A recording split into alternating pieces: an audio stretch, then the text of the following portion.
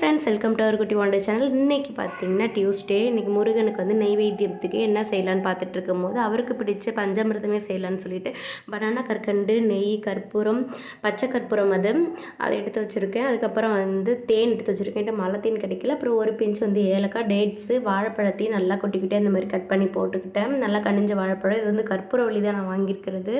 நான் வந்து டேட்ஸ் பார்த்தீங்கன்னா குட்டி குட்டியாக கட் பண்ணலை, வந்து நசுக்கிக்கிட்டேன். நசுக்குனாலுமே இந்த டேட்ஸ் வந்து கொஞ்சம் கெட்டியாக தான் இருக்கும். அங்கே இங்கேயும் வாயில் அகப்படும் போது வந்து நல்லாயிருக்கும். அப்படியே ஏலக்காவும் நான் அது கூடவே போட்டுட்டேன் பார்த்துக்கோங்க. அப்புறமா இது பார்த்திங்கன்னா நாட்டு சர்க்கரை. இதை வந்து நான் வீடியோவில் ஃபஸ்ட்டு காட்டலை, அதையும் வந்து நான் சேர்த்துட்டேன். எல்லாத்தையும் சேர்த்துக்கணும். கற்கண்டு சேர்த்துக்கோங்க. நம்ம வச்சுருக்கிற எல்லா இன்க்ரீடியன்ஸும் சேர்த்துக்கோங்க. நெய் வந்து எனக்கு அதிகமாக போட்டால் இதாகாது. ஸோ கொஞ்சமாக வந்து நெய் போட்டுக்கிட்டோம் நாங்கள். இன்ன வரைக்கும் நான் வீட்டில் பஞ்சாமிர்தமே செஞ்சது கிடையாது.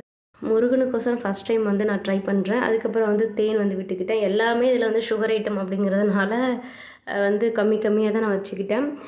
3 வாழைப்பழம் தான் நான் போட்டுட்டேன். இது பார்த்திங்கன்னா அந்த பச்சை கற்பூரம் அதிகமாக போட்டால் ரொம்ப வந்து ஸ்மெல் வரும்.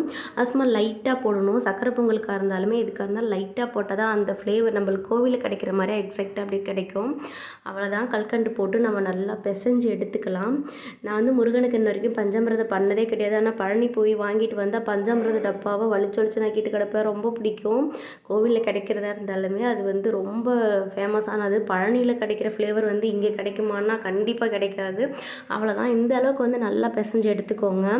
எனக்கு வந்து ரொம்ப சந்தோஷமாக இருக்குது. எப்பயுமே என்கிட்ட இருக்கிற பழமோ என்னமோ ஒன்று ஏதாச்சும் வச்சு நெய்வேத்தியம் நான் வந்து பண்ணிவிடுவேன். நேற்றுக்கு கந்த சஷ்டி பார்த்தீங்கன்னா நேற்று வந்து சக்கரை பொங்கல் செஞ்சேன். இன்றைக்கி வந்து பஞ்சாமிர்தம். இது வந்து நான் முருகனை வேண்டிக்கிட்டே செஞ்சேன் நல்லபடியாக வரணும்னு சொல்லிட்டு. அவ்வளோதான். ஒரு பவுலில் மாற்றி அவரோட பாதத்தில் கொண்டு போய் வச்சிடலாம். என் ஹஸ்பண்ட் இன்னும் ஆஃபீஸ்லேருந்து வரல. வந்ததுக்கப்புறம் குடும்பமாக சேர்ந்து நாங்கள் ஒன்றா வந்து சாமி கும்பிடுவோம். எங்களுக்கு எப்பவுமே ஒத்துமையாக கும்பிட்ற நேரம் தான் நல்ல நேரம்னு நாங்கள் நினைப்போம். நீங்கள் எப்படின்னு சொல்லுங்கள். Thank you to all. பாய்.